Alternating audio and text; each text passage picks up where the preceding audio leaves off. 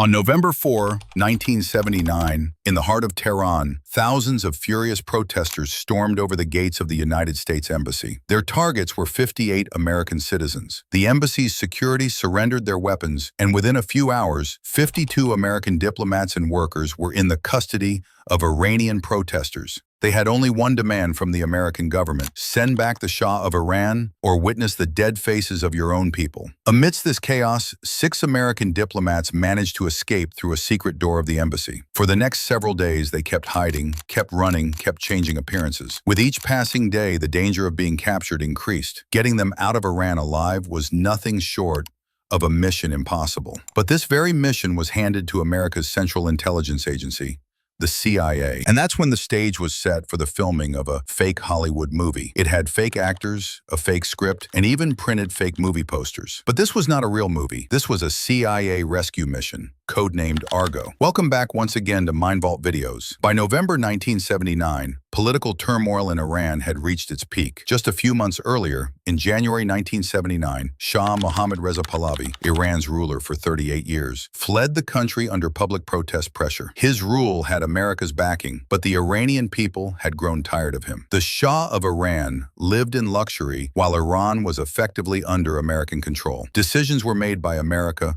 Oil control was in America's hands, and the Iranian people were sinking further into poverty. In the public's eyes, the Shah had become nothing more than an American puppet. His secret police, known as Savak, were so feared that people trembled at its name. Savak crushed any form of opposition. Amidst this political storm, one man returned from exile, none other than Ruhollah Khomeini. He was a religious leader who gained both the people's anger and their support. Khomeini led the Islamic Revolution and within weeks transformed Iran's monarchy into an Islamic republic governed by Sharia law. With this power shift came a massive rise in anti-West sentiment. America was not just seen as an ally of the Shah, but as a corrupt Western oppressor. On Tehran streets, people attacked embassies, burned American flags, and chanted anti-American slogans.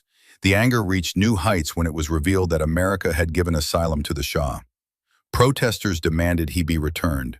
As a result, Iranian protesters devised a plan to teach America a lesson by taking U.S. embassy employees hostage. On November 4, 1979, thousands of protesters gathered outside the U.S. Embassy in Tehran. Shouting slogans, they climbed walls and gates and broke into the compound. When security guards saw the massive crowd, they surrendered. Ultimately, 52 out of 58 American nationals inside were taken hostage. But the protesters didn't know about a secret door in the embassy that led directly to the street. During the attack, 6 American diplomats quietly escaped through that hidden door. But they had no plan, no one cover, and no official support. They couldn't walk in public or contact any official channels. Returning to the embassy meant certain death. At that time, Tehran had become a prison for foreigners. In the first few hours, they tried to avoid crowds and refrain from using phones. Their American faces made them easy to identify. One small mistake could cost them their lives. They approached several embassies for shelter, but everyone refused out of fear. If Iranian revolutionaries found out, the consequences would be disastrous. But then, Canadian Ambassador Ken Taylor stepped in to help.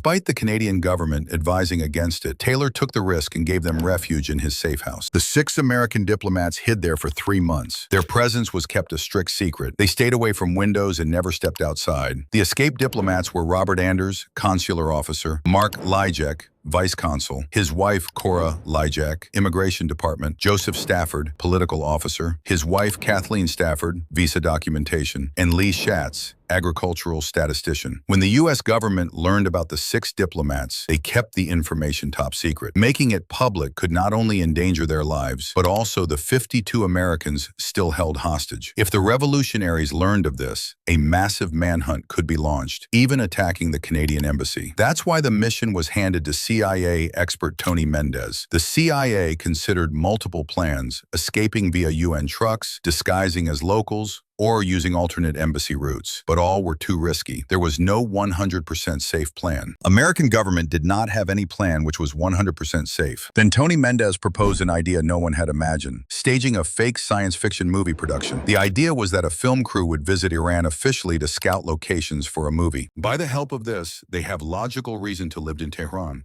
And also an important thing that they leave Iran in a legal way. If they have any other country passport, The plan had to be just realistic enough to convince Iranian authorities, not too flashy to draw attention. Thus, the fictional movie Argo was born. Tony Mendez's plan was to create a fully fictional story in which a film crew coming to Iran for shoot. A completely fake story was built, a film crew visiting the Middle East for a sci-fi movie. Mendez chose the sci-fi genre deliberately, so that unusual costumes or behavior could be easily justified. And in this way, Argo was born, a film that was not produced. To make the plan look authentic in Hollywood, they made a real office. It looked just like a professional studio. Furniture, scripts, phones, even staff who answered calls. News about Argo was leaked to the media. Fake quotes, fake interviews, and fake marketing materials were circulated. Tony Mendez knew that if anyone tried to verify the film, they'd find enough evidence to believe it. The script itself mentioned Middle Eastern locations repeatedly, and Tehran's landscape was perfect. Each of the 6 Americans was assigned a role: screenwriter, cinematographer, set designer, etc. Everyone had their own work. A full documentation was given them. Their professional identities were backed with fake Canadian passports, business cards, production schedules, and a glossy brochure explaining the fake film project in detail. But documents weren't enough. The real challenge was to train the diplomats to act the part, how to answer questions, how to behave with customs officials, how to walk, talk, and carry themselves like 2 real film professionals. Mendez gave them a crash course. Your identity isn't just in the passport, it's in your posture and your tone. Mentally, the 6 Americans became their new roles. After weeks of preparation, Mendez received clearance to fly to Tehran with a fake identity as a Canadian film producer. His official documents were pre-approved by Canadian authorities.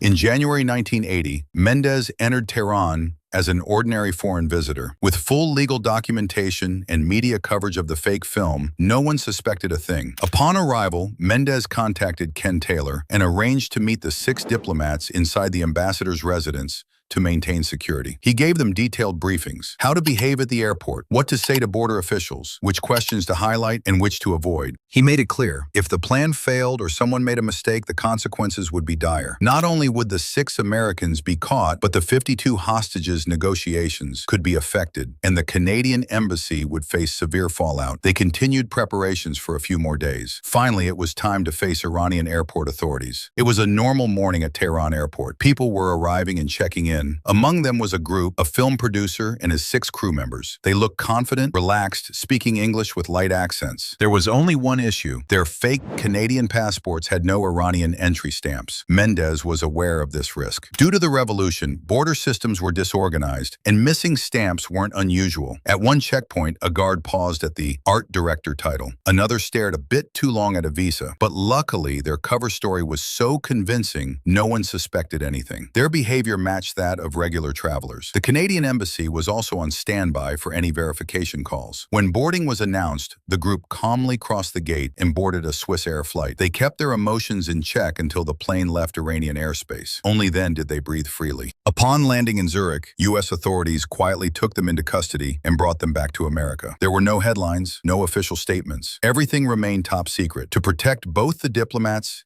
and Canada's involvement. This story stayed classified for 17 years. In 1997, the CIA finally declassified the documents. Tony Mendez himself revealed how a fake movie, a fake studio, and an impossible mission saved 6 lives. As for the remaining 52 American hostages, they were held for 444 days and finally released on January 20th, 1981, the day Ronald Reagan became U.S. president. The Shah of Iran, whose asylum had sparked the crisis, died of cancer on July 27th, 1980, in the U.S. The story of Argo, once buried in classified files, became the subject of historians, journalists, and filmmakers.